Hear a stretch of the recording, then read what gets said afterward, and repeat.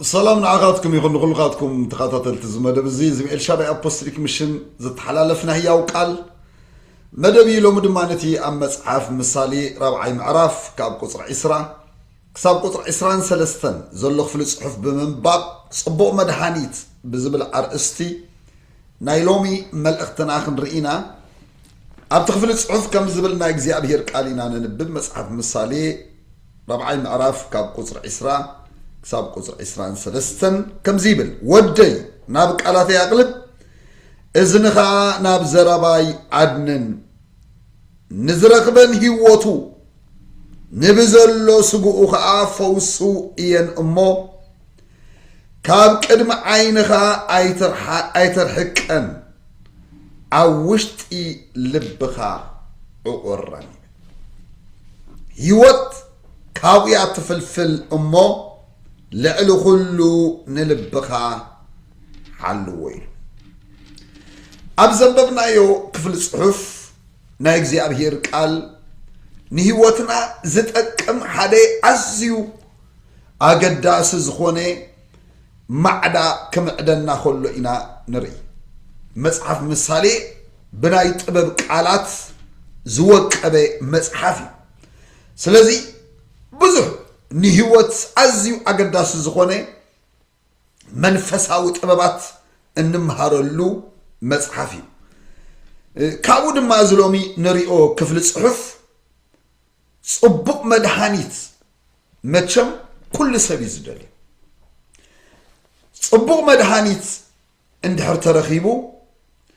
ازيو اقداس نغري نمنتاي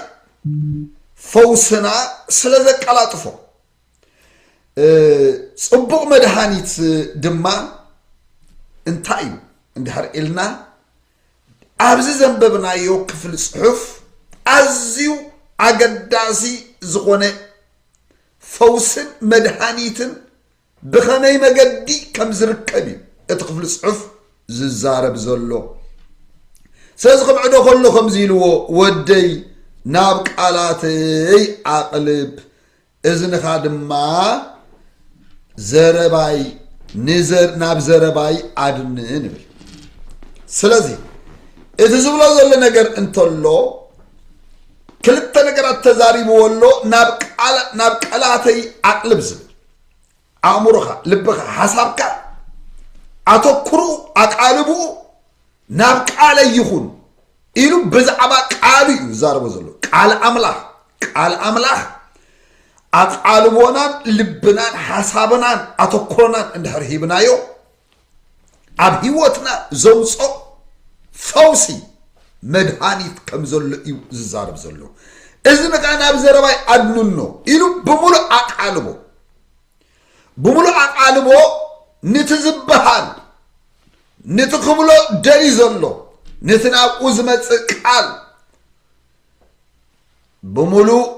لبو بمولو حسابو بمولو أقالبو كوسدون كقبلون يزدل زل مصحف قدس كزارب كله نتقال زقلبلو سنا يركب أبغزي أبهير زمن دما بوسو يويلو نيم زقلبلو نتقال زقلبلو سلازم مسمعن مقلابن عزيو زتفلالي نغري قال نغرات الناس معنا يخلنا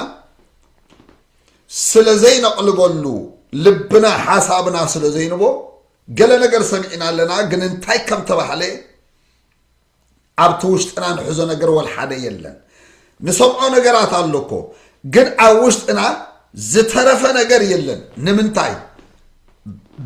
ملو أقالو أيقونن سمعنا يو سلزم سمعن مقلابن ببيني مسمع زخونا نجر أما قد خاليو سباب أو جواب زلوا ديو زخونا دمصتات كنسمع نخلينا مقلاب قل ززرب زلو نجر بملو أتكرخا بملو حسابك اندحر سميع خايو ايو عقليب كالو زبال سلازي مقلاب كان مسمع زحالف إيمان قالك زي أبهير كنن بوخ لنا بملو أقالبو قالك زي أبهير كنسمعو خلنا بملو أقالبو ቃል እግዚአብሔር ክንመሃሮ ከለና ብምሉእ አቃልቦ እንድሕር ሰሚዕናዮ ናይቲ ቃል ክብሪ ናይቲ ቃል ሓይሊ ናይቲ ቃል መንፈስ ኣብ ሂወትና ክግለጽ ጅምር ንዚኡ ነቲ ቃል ዘቕልበሉ ሰናይ ይረክብ ናብ ሂወትና ዝመጽእ ሰናይ ኣሎ ናይ ኣምላኽ ሰናይ ናብ ሂወትና ይመጽእ እግዚአብሔር ናይ ቃሉ ደጌታት ክኸፍተልና ይጅምር ናይ ቃሉ ብርሃን እግዚአብሔር ከብርሃልና ይጅምር እቲ ቃል ድማ ናይ ኣምላኽ እስትንፋስ ስለዘለዎ ኣብ ሂወትና መለኮታዊ ፈውሲ ሒዙ ይመጽእ ንዚኡ ኣቕልበሉ ስምዓዮ ምስ በሎ ንዝረኽበን ሂወቱ ኢልዎ ሂወት ሒዝልካ ክመጽእ ጽቡቕ መድሃኒት ንብሎ ዘለና ቃል እግዚአብሔር ንመንፈስና ፈውሲ ስለ ዝኾነ ንነፍስናውን ናይ ነፍስናውን ፈውሲ ስለ ዝኾነ ንስጋናውን ፈውሲ ስለ ዝኾነ ከብዚ ዝበለ መድሃኒት መቸም የለ ንመንፈስካ ዝፍውስ ንነፍስካ ዝፍውስ ንስጋኻ ንሰውነትካን ኣካልካ ዝፍውስ መድሃኒት ኣዝዩ ፍሩይ መድሃኒት ብሉፅ መድሃኒት ክቡር መድሃኒት ጽቡቕ መድሃኒት ክኸውን ክኽእል ኣሎ ገለ መድሃኒታት ስጋኻ ፈዊሱሲ ነፍስኻ ክፍውሶ ይክእልኒ ኣእምሮካ ስምዒትካ ፍቓድካ ክፍውሶ ይክእል ገለ መድሃኒት ድማ ተወሰነ ኣብ ሰውነትና ዝሕመና ነገራት ጥራይ እዩ ክፍውሰና ዝኽእል ንኹሉ ዝኸውን መድሃኒት ኣይኮነን ቃል እግዚአብሔር ግን ንኹሉ ዝኸውን መድሃኒት እዩ ንመንፈስና ይኸውን ማለት ንመንፈስና የበርትዖ ይሕይሎ ሂወት ይቦ ንዝረኽበን ሂወቱ ይብላል ባራይ መንፈስና ኣብ ፀፅባሕ መንፈሳዊ ምግቢ የድሊ መንፈሳዊ ምግቢ ዝረኸበ ድማ እናሓየለ እናበርትዐ እናጣዓየ እናደልደለ ሂወት እናተካፈለ ይኸይድ ሰብ ካብ ኣፍ ኣምላኽ ብዝወፅእ ኩሉ ቃል እምበር ብእንጌራ ጥራይ ኣይነብርኒ ኢሉ ኢየሱስ ክርስቶስ ንዲያብሎስ መሊሱሉ ወዲ ኣምላኽ እንትኾንካ ነዚ እምነዚ እንጌራ ግበሮ ኢሉ ኖ ሰብ ብእንጌራ ጥራይ ኣይኮነን ዝነብር ኢሉ እንታይ ዳ ንሰብ ንመንፈሱ ዘልዮ ነገር ኣሎ እዩ ዝብሎ ዘሎ ልክዕ ከምቲ ንሰውነቱ ንስግኡ መዓልታዊ እንጌራ መብላዕ ዘልዮ እንጌራ በሊዑ ከም ዝብርትዕ ከም ዝሕይል ከም ዝጥዒ ነቲ ናይ ውሽጢ ሰቡ ንመንፈሱ ድማ ናይ ሰማይ ምግቢ የለ እዩ እሱ ድማ ካብ ኣፍ እግዚአብሔር ዝወፅእ ናይ እግዚአብሔር እስትንፋስ ናይ እግዚአብሔር ሂወት ዘለዎ ቃል ናብኡ ክመጽእ ከሎ እዩ ናይ ውሽጢ ሰብ ሓይሊ ዝረክብ ዝምገብ ዝብርትዕ ዝድልድል ኢልዎ ሰብ ካብ ኣፍ እግዚአብሔር ብዝወፅእ ኩሉ ቃል እምበር ብእንጌራ ጥራይ ኣይነብርን ስለዚ ናይ መንፈስና ምግቢ ቃል ኣምላኽ نزينا بقت على እግዚአብሔር أقال وهيبنا كنبوا أقال وهيبنا خنصنعو أقال وهيبنا خنسمعو أقال وهيبنا خنمحارو زلنا أبزورك علم كنبر كلناسي بذيك على أملاح نزز ودك علم كنسعرس عين خلمينا كسعرنا زماسو إذا تفعل عليه زج أنو حيل تاتعلو كسعرنا يلو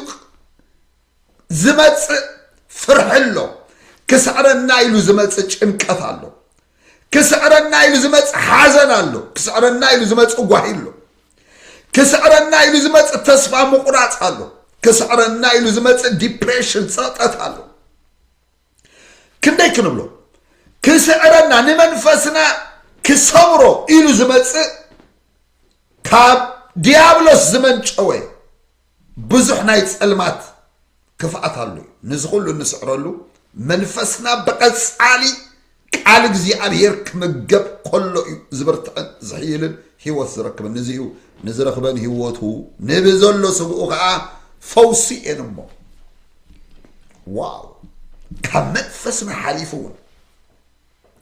سغانا كتقعو زخل سغانا خفوس زخل صبق مدحانيت يلنا نقول يزتك منفسك يتقم لنفسك يتقم لسغاك يتقم نسبو فوسين قال እግዚአብሔር بملكوتاوي فوس زتملئ صبق مدهانيتي قالوا بزبلعكم مقصر مالت قالوا بزنببكم مو قالوا وهبكم بملء حسابكم بملء لبكم مستقال جزيه بزوصتكم قال እግዚአብሔር بزسمعكم مو قال እግዚአብሔር بقصالي دايما يلكم بزتمهاركم مو نقال እግዚአብሔር بزستنتنكم بزسلاسلكم قصري ሰውነትኩም እናጣይዝ ንምንታይ ቃል እግዚአብሔር በመንፈስ ቅዱስ ኃይል ዝተመለ እትን ኢየሱስ ክርስቶስ ካሙታን ዘተሰኦ መንፈስ አባኻትኩም ሓዲሩ እንተሎ አይ እትን ኢየሱስ ክርስቶስ ካሙታን ዘተሰኦ መንፈስ አባኻትኩም ሓዲሩ እንተሎ ንሱ ነዝመዋዕተ ስጋኹም ይብል በታ አባኻትኩም ሓዲሩ ዘሎ መንፈሱ ገይሩ ህያው ክገብሮ ይብል كلام لمائيو يبل كبرنا እግዚአብሔር يخون قال እግዚአብሔር بملكوتاوي فوسي زتملئ ስለዚህ ሰብ ተፈላለየ መድሃኒት ወሲዱ ካብ ዝነበሩ ሕማም ከም ዝሓዊ እቲ ዝበለጸ መድሃኒት ድማ ናይ እግዚአብሔር ቃል እዩ ንመንፈስና ዝኸውን ንስጋና ድማ ዝኸውን ንዝረኽበን ህይወቱ መስበለ ንብዘሎ ስግኡ ድማ فوسي يبل سازي قال እግዚአብሔር በቀጻሊ በዘይ መቆራጽ መብላዕ ድማ ናትና ሓላፍነት ይክብርን እግዚአብሔር ይኹን ከምዚሉ ወሎ ካብ ቀድማ ዓይንኻ ኣይተርሐቀን ኣብ ውሽጢ ልብኻ ዕቆር ስለዚ ናይ ሰብ ግደይሲ ካብ ቀድማ እንትኻ ኣይተርሐቅ ካብ ትቃል ኣይትርሐቅ ኩሉ ግዜ ብቦ ማለት ካብ ቀድማ እንትኻ ዘይርሐካዮ كل جزية تنبوه كل جزية تحاسبه كل جزية تستنتني أوشت لبك هذا ما أنت أقول عقري እግዚአብሔር ቃል አቆሎሴ 30 ምዕራፍ ከዛረብ ከሎ ቃል ክርስቶስ በሁሉ ጥበብ መሊኡ ይሕደርኩም ይብል ቃል እግዚአብሔር ከመልአና ልብኻ እንታይ መሊኡ ወለስ አገዳስ ቃል እግዚአብሔር ብዛአከብና ቁጽሪ ቃል እግዚአብሔር ብዘዋህለልና ቁጽሪ ቃል እግዚአብሔር ዝማ በመታካቱ አልሎ ተንብቦ ተጽንዖ ተሰምዖ ተመሃሮ እሞ አውሽጥኻ እናተዋህለለይኺ ቃል ክርስቶስ በሁሉ ጥበብ መሊኡ ይሕደርኩም ይብል አውሽጥና በዝሓደረ ቁጽሪ አኡ ህይወት ስለዘሎ አኡ ፈውስ ስለዘሎ ንመንፈስና ንስጋና ንኹልንትናና ከጥዖ ከበርትዖ ከለምልሞ ይጅምር ስለዚ እቲ ፈውስናሲ አብርሑ አይኮነን ዘሎ ፈውስኩም አብርሑ አይኮነን ዘሎ ፈውስቂ አብርሑ አይኮነን ዘሎ ፈውስካ አብርሑ አይኮነን ዘሎ ሰማይ ከይዱ ካብ ሰማይ ዘምጻልና ሞዝነግረና መን ይኸይትብልሲ ኣብ ሰማይ አይኮነን ዘሎ سجل بحر تساجيرو كاب سجل بحر زمصالنا مو زنغرنا خيتبل دما اب سجل بحر ايكونن زلو اتقال مساقا تقاقا اب افكا يزل اتقال مسارا يزل سلازي نتقال منباب نتقال مسمع نتقال ممهار نتقال مكمسع نتقال مستنتال نتقال اب لبنا معقارقن ناي نفس وكف اماني جده فوسكم ابرحو ايكونن زلو فوسكم اب قربا يزلو ساز فوسق اب قربا ندحرالو كتقملو ختكلالك كتقملو كتكل عليك هيوت كبايات فلفل على كله نلبها تاي غبريلو حلو لبنا بمنتاي مليلو نلبنا غارد زغبر نلبنا زحلو مالك حسابنا امورنا لبنا زحلو قال እግዚአብሔር نزيو እግዚአብሔር نياسو غنا كيتبغس قول عبد قدامي معرف نز مصحف حجزيلو ليتن معلتن استنتنو مالت بو حسب مالت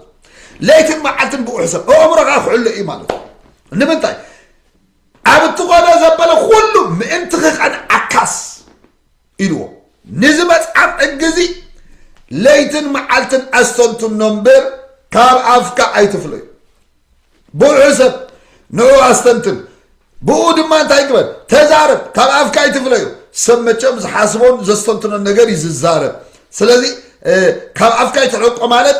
اندحر استنتينو اندحر بزعبو حاسيبو نتقال اندحر انبيبو زربو كل بتقال يزخون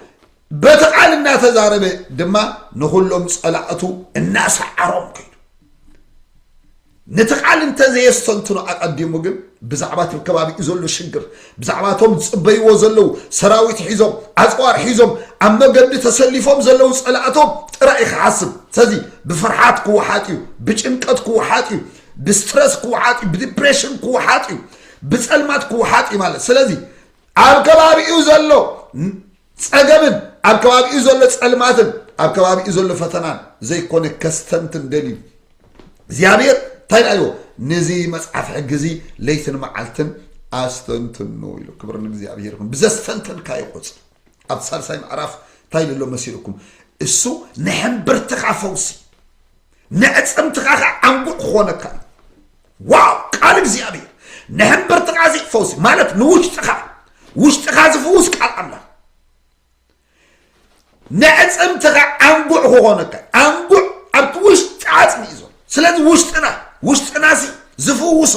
ንውሽጥና ህይወት ዝቦ ንውሽጥና ሰላም ዝቦ ንውሽጥና ብርታዕ ዝቦ ተስፋና ዝሕድስ ተስፋና ዘለምልም ናይ እግዚአብሔር ሕያው ቃል ክብር ንእግዚአብሔር ስለዚህ ሰብ ምግብ ጥራይ ነበር ቃሉ ኣብ ህይወትና ብዘቀመጥናዮ ህይወትና ከጥዕዩ መንፈስና ድማ ከሕይል ክብር ንእግዚአብሔር ኣብ መዝሙር ዳዊት 107 ቁጽሪ 20 انتا ازبل مسيركم من እግዚአብሔር ቃል ቃሉ ልኢኹ አህወዮም ካብ ጉድጓዶም ድማ አናቆፎም ቃል እግዚአብሔር መጽ ማለት እኮ ፈውሲ መጽ ማለት ንመንፈስካ ፈውሲ መጽ ናውሽጥ መንፈስካ ብርሃን ሒዙ ይመጽ ተጸቂጡ ዝጸንሐ መንፈስካ ተስፋ ቆሪጹ ዝጸንሐ መንፈስካ ደኺሙ ዝጸንሐ መንፈስካ ተሐሊሉ ዝጸንሐ መንፈስካ ክፍታሕ ይጀምር كبر نجزيابهير يكون إجزيابهير بقال يفتح قالوا لإيخو أهوايهم يبل كاب قد قادهم دم أنا قفهم متشب نفسنا بستفال عليه مجدتات تحلف كلا تأتهم قدا قدلو متشب سب دم أقول قاد مساعته زوز أو يدلي تفال عليه قد قادات هلو تفال عليه عينة قد قادات هلو ننفسنا زجنقو غدغارات الله ناي حمام غدغار كخونك ناي چنقت غدغار كخونك ناي فرح غدغار كخونك ناي تسفا مقراص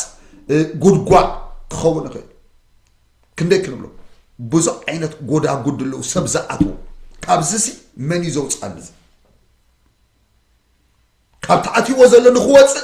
قال ملكوتاو حيل اذا ملكوتاو حيل قال املا قالوا لإيخو እግዚአብሔር نزي قالوا كو زاربنا قال أملاكو كو مصغلو لك عبز صلمه سفر برهان حزي ازمص ام مدره بدا عين ما يتكفل فللكايج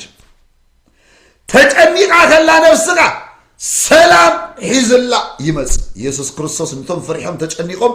ኣብ ሓደ ገዛ ተዓጽዮም ዝነበሩ ደቅ መዛሙርቱ መስመጽ ቃል ተዛሪብዎም ሰላም ንዓኻትኩም ይኹን سلام نعخاتكم يكون إلو فرحة انقطب كابت زمصلم قال تلعلي ناب سلام تلوت يسوع كريستوس بجيدو نتم دك مزامر تقول اخوم كل دما ناب زلعقوم بوتا مسلعقوم ناب تتعاتو وبيت سلام نزي بيت يكون بلو سلامكم زتقبل دما سلامكم ابتي بيت كحدروا نسادهم دما سلام نعغاتكم يغن النابلو خير أبزعتوا وكتمان عدن نستقبلوا ومزبلوا سلام نعغاتكم يغن ناي كريستوس سلام حيزم كيلو كبرنا እግዚአብሔር يقول سيزي قالوا مسخلو سلام حيزلنا يزمس ننفسنا سلام حيزلنا يزمس نتن نفسكم كدحنا زكالو تقول قال بقرنا تقبلوا وزبل حواري يعقوب القدمين عرف قصر إسران حدن نزي نفسنا سمعتنا فقدنا أأمرنا مالتي سمعتنا فقدنا أأمرنا قال እግዚአብሔር زحدثو قال እግዚአብሔር سلام زبو قال እግዚአብሔር عرفت زبو سلذ أبز تناوص عالم نانبركم كلكم نايلعنا እግዚአብሔር قال نبيتكم نبهوتكم نبسفركم كما تصخلو يأمركم سلام እግዚአብሔር يملؤكم تي فيليبي 4 معرف ناي እግዚአብሔር قال قاب قصر 6 جميرنا كزاربنا كلن تايبل اتي كاب كله أمرو زبلس سلام أملاك دما نلبكم من حسابكم بكريستوس يسوع حلوين ዋው ካብ ኩሉ ኣእምሮ ዝበልጽ ብማንም ክትገጽኦ ዘይትቀድማ ብገንዘብ ዘይገዛ ብንብረት ዘይገዛ ካብ ማንም ክትዕድጎ ዘይትኽእል ናይ ክርስቶስ ሰላም ናይ ኣምላኽ ሰላም ልብኹምን ሓሳብኩም ማለት ኣእምሮኹም ልብኹም ብሰላም ኣምላኽ ሕሉ ናይ ሰብ ልብ ናይ ሰብ ኣእምሮ ዝሕልዎ ናይ ኣምላኽ ሰላም ናይ ኣምላኽ ሰላም ሒዝልና ዝመጽእ ድማ ናይ ልዑል ናይ እግዚኣብሔር ቃል ክብር ንእግዚኣብሔር ይኹን ስለዚ ኣብ ቃሉ ህይወት አለ ፈውስ አለ ሰላም አለ መነጋፍ አለ ሓጎስ አለ ደስታ አለ ቃል አምላክ ጽቡቕ መድኃኒት እዚ ሁሉ ዘጠቃለ መድኃኒት ናይ እግዚአብሔር ቃል እዩ ንዚ መድኃኒት እዚ መዓልታዊ ተበልዕናዮ ኣይንኸስርኒና ብኡኡ በአንጻሩ ኳድአ ህይወትና እናለምለመ እዩ ዝኸይድ ክብር ንእግዚአብሔር ይኹን ኣብ መዝሙር ዳዊት 119 ካብ ቁጽሪ 161 ድማ ከምዚ ዝብል ናይ እግዚአብሔር ቃል ኣብኡ ነንብብ ኢና ብዛዕባ እዚ ንሪኦ ዘለና ኣርእስቲ መዝሙር ዳዊት 119 ካብ ቁጽሪ 161 ክሳብ 165 ከምዚ ይብል መሳፍንቲ በዘይ ምኽንያት ሰጎጉኒ ልበይ ግና ቃልካ እዩ ዝፈርሕ ዋው ልብና እንታይ ደልሉ እዚ ናይ ዳዊት ጸሎት መሳፍንቲ በዘይ ምኽንያት ክሰጉኑ ከሉ ማለት ኣብ ዙርይኡ ከባቢኡ ዝተፈላለየ ሽግርን ፈተናን ክረኽቦ ከለስ ልቡ ግን እንታይ ይደሊ ነይሩ ልበይ ግና ቃልካ እዩ ዝፈርሕ ልበይ ግና ቃልካ እዩ ዝደሊ ንቃል ኣምላክ ክሳብ ክንደይን ኣብ ህይወትና ቦታ ነው ናይ ቃሉ በረከት ተካፈልት ክንኮን ትኾይና ንቃል ኣምላኽ ሰፊሕ ልብ ክልወና ንቃል እግዚአብሔር ዝጸምእ ልቢ ዝናፍቕ ልቢ ሃረር ዝብል ልቢ እንድሕር ኣሊና እዚ ኩሉ ናይ ቃሉ መድኃኒት ናይ ቃሉ ፈውሲ ናይ ቃሉ በረከት ናብ ህይወትና ከውሕዝ ዘይጀምር ክብር ንእግዚአብሔር ከምቲ ብዙሕ ምርኮ ዝማረኸ ብቃልካ ባህ ይብለኒ ዋው መቸም ሰብ ንብረቱ ምስ በዝሓሉ ገንዘቡ ምስ በዝሓሉ ሃፍቱ ምስ በዝሓሉ ክገብሮ ዝደለየ ነገር ምስ ሰለጠሉ ብዙሕ ደስታ ሓጎስ ንግዚኡ ዝኸውን ኣሎ ግን ዳዊት ዘቐደሞ ነገር ኣብ ህይወቱ ራዩ ሰባት ዝተፈላለዩ ነገራት በዚሕሎም ከም ዝሕጎሱ ኣነ ግና ብቃልካ ባህ ይብለኒ ኣሎ ብላ ኣብ ቃሉ ዘሎ ደስታ ረኺቦ ማለት እዩ ኣብ ቃል ኣምላኽ ዘሎ ደስታ ጊዜያዊ ደስታ ይኮን መቸም ዝተፈላለዩ ነገራት ዝመፀ ደስታ እቲ ነገራት ክለዋወጥ ከሎ ከዓ ሙስ እዩ ዝኸይድ ካብ ቃል ኣምላኽ ዝመፀ ደስታ ካብ እግዚአብሔር ዝመፀ ደስታ ካብ ኣምላኽ ዝመፀ ደስታ ካብ ክርስቶስ ዝመፀ ደስታ ካብ ሰማይ ዝመፀ ደስታ ግን ነባሪ እሱ ይትፍልል እዩ ነባሪ ቀጻልነት ኣለው ነፍስና እዚ ደስታ ናይ ኣምላኽ ክትለማመዶ ትጅምር ንቃል ኣምላኽ ዘለና ክብሪ ንዓበየ ምስከደ ንቃል ኣምላኽ ዘለና ሃረርታ ጽምኣት ናፍቆት ምስ ቃል እግዚአብሔር እንሕልፎ ጊዜ እንዓበየ ከይድ ከሎ ደስታ ናይ ኣምላኽ ደስታ ክበዝሓልኩም ይጅምር ናይ ኣምላኽ ደስታ ብህይወትኩም ክበዝሕ ይጅምር ከምቲ ኤርምያስ ኣብ ምዕራፍ 15 ቁጽሪ 16 ዝተዛረቦ ኣብ ትንቢት ኤርምያስ እንታይ ኦ እግዚአብሔር ጎይታ ሰራዊት ብስምካ ተሰሚዕ እሞ ንቃልካ ምስ ረኸብክዎ በላዕኽዎ ሓጎስን ፍስሓ ልብን ከዓ ኮነኒ ዋው ንቃልካ ምስ ረኸብክዎ በሊዐየ እዩ ምስ ረኸብናዮ ቃሉሲ ምብላዕ ናትና ግደይ እግዚአብሔር ቃል እዩ ዝህብ ምብላዕ ግን ናይ ሰብ ግደይ ንተቐረበልካ ምብላዕ ናይ ሰብ ግደይ እግዚአብሔር ግን ቃሉ ይህብ ልዑል ቃሉ ይህብ ንሳተን ድማ ሓጎስ ዝበስራ ጭፍራ እየን ይብልና እግዚአብሔር ቃል ስለዚ ምስ ረኸብክዎ በላዕክዎ ምስ በለ ሓጎስን ፍስሓ ልብን ኮነኒ ደስታ ንህይወቱ ተቆጻጽዩ ሓጎስኩም ኣብ ርሑቕ ኣይኮነን ዘሎ ደስታኩም ሓጎስኩም ኣብ ቃልኡ ዘሎ ብቃልካ ባሂብለኒ ኣሎ ኢሉ ዳዊት ንሓሶት ጸልኦን እፍንፍኖን ንሕግኻ ግና ኣፍቅሮሉ ንሕግኻ ግና ኣፍቅሮሉ ዋው ንቃልካ ግና ይፍቅሮ ቃል ኣምላኽ ብዘፍቀርኩም ቁጽሪ ኣብ ህይወትኩም ናይ ኣምላኽ ሰላም ናይ ኣምላኽ ደስታ ናይ ኣምላኽ ህይወት ናይ ኣምላኽ ፈውሲ ናይ ኣምላኽ በረከት ናይ ኣምላኽ ምጽንናዕ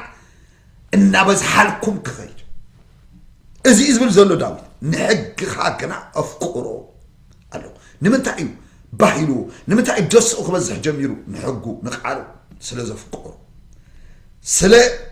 ጽድቂ ፍርድኻ ኣብ መዓልቲ ሸውዓተ ሰዓት ኣመስግነካ ኣለኹ እቶም ሕግኻ ዘፍቅሩ ብዙሕ ሰላም ኣለዎም ዝዕንቅፎም ከዓ የለን ዋው እቶም ሕግኻ ዘፍቅሩ ማለት እቶም ቃልካ ዘፍቅሩ እንታይ ብዙሕ ሰላም ኣለዎም ብዙሕ ሰላም ሰላም ካሲ ከም ማዕበል ባሕሪ እናዓበየ ዝኸይድ ምስ ቃሉ ዘለካ ርክብ እናዓበየ ይኸይድ ኩሉ ንእስራኤል እግዚኣብሔር ሓደ እዋን ዝበሎ እዚ ኣየ ትእዛዛተይ ሰሚዕኻ ነርካ እንተትኸውንሲ ሰላምካ ከም ማዕበል ባሕሪ ምበፅሐ ነይሩ ኣየ ትእዛዛተይ ሰሚዕኻ ነርካ ንቃሉ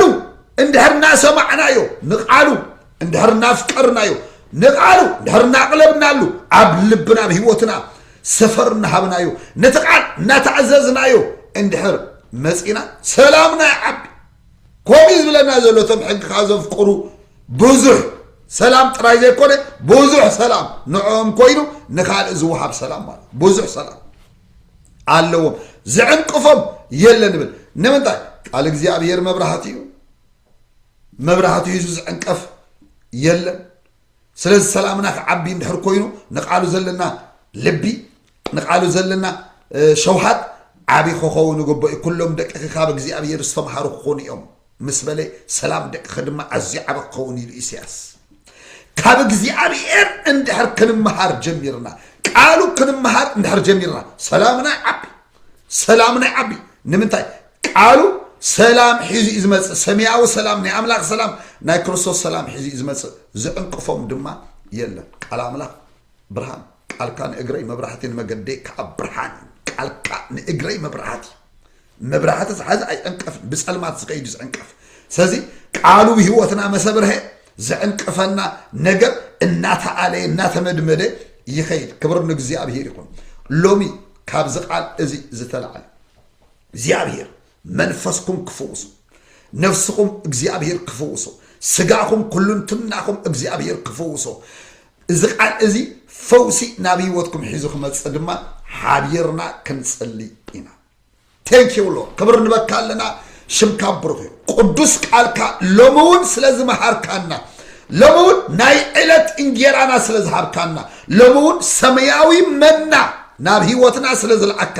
እዚ ቃል እዚ በሊዕና ክንሕይል ክንብርትዕ እግዚአብሔር ቅዱስ ቃልካ ናብ ህይወትና ስለዚ ለዓካዮ ነመስግነካ ኣለና ይጽልለኹ በጎይታ በኢየሱስ ክርስቶስ ናዝራውሽ ሎሚ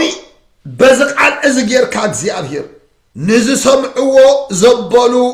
ንዝ ድምጽ እዚ እግዚአብሔር መለኮታዊ ፈውስ ክትልእኾሎም ምጽልል ኣብ ውሽጢ መንፈሶም እግዚአብሔር ፈውስ ይኹን ትንሳኤ ይኹን ምጽንናዕ ይኹን ምብርታዕ ይኹን ምሕያል ይኹን በጎይታ በኢየሱስ ክርስቶስ ስም ንውሽጦም ዝጸቀጠ ዘበለ ዝቆነ ይኹን ናይ ጸልማት ጉልበት ናይ ኣጋንንቲ ሓይሊ በኢየሱስ ክርስቶስ ስም እግዚአብሔር ክንቀልጽልሉ ነፍሶም ትፈታሕ ዝተዓስረ የእምሮ በኢየሱስ ክርስቶስ ስም ክፈታሕ ጽልሉ ብጭንቀት ዝተዓስረ አእምሮ ይፈታሕ ብፍርዕ ዝተዓስረ አእምሮ ይፈታሕ بتسفى مقرات زت أسرة يأمره يفتح بإيسوس سم قالوا لإغفوسهم تاب قد قالوا أنا قفهم صحفيما أمرهم بإيسوس كريستوس سم كفتح الله كاب رجرج أمر خطوسهم سلام نأمرهم سلام نلبهم خون اسأل الله بقول تاب إيسوس كريستوس نازراوش